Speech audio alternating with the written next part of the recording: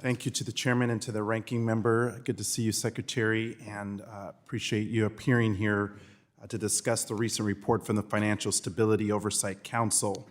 It's a great opportunity to have you here today because since we last spoke about your leadership and how it was instrumental in successfully restoring stability to our banking sector, promoting economic growth far beyond expectations, and adding a staggering 225,000 jobs a month, 3.1 million total in 2023 alone, the year covered by your report.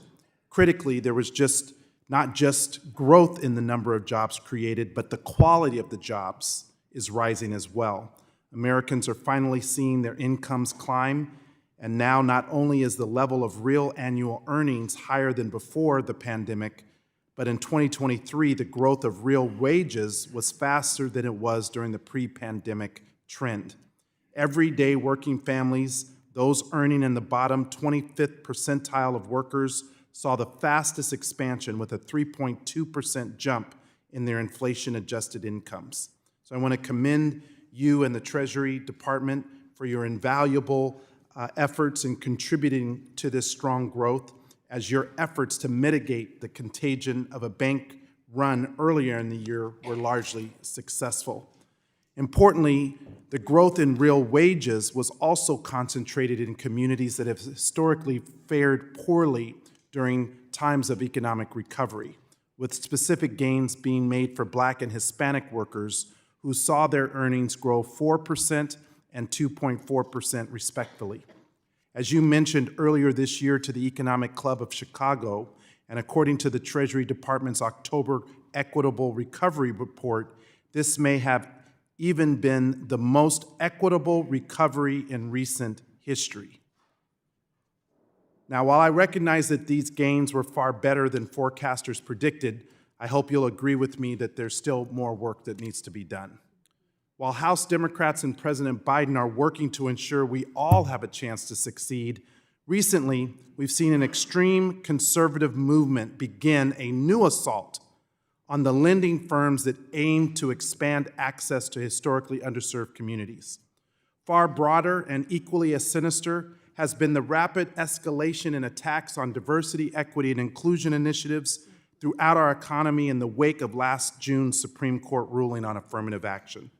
Given these actions against institutional efforts to address longstanding inequities, it is more important than ever that we speak up to protect Black and minority entrepreneurs and their access to the limited capital that is available to them in the first place. The organizers of the latest attacks are organized, they're determined, as they work to undermine our efforts to make a more inclusive economy. But rest assured, we will be equally as resolute in our defense, and we will not be silent. The baseless attacks on these efforts harm everyone, as we know that diversity, equity, and inclusions are a business imperative. In fact, I want to enter into the record a report from McKinsey and Company titled Diversity Matters Even More, where they report that the companies with the most diversity in their management team in the top quartile have 39% better performance than those that are not diverse. So Secretary, thank you. Secretary Yellen, as Treasury weighs key policy priorities such as the Community Reinvestment Act, the IRA and CHIPS implementation, and other determinations, do you agree with the McKinsey report findings that companies and financial institutions that refuse to incorporate diversity, equity, and inclusion practices into their businesses perform worse than their peers and thus may be riskier? Well, I'm aware of the research that you cited, and it strikes me as being well done. So while I've not looked at this issue myself, I see very good reasons for the findings you mentioned. Thank you. And do you believe that these renewed attacks on diversity, equity, and inclusion efforts may lead financial institutions to lower the availability of credit to low-income, minority, and underserved communities?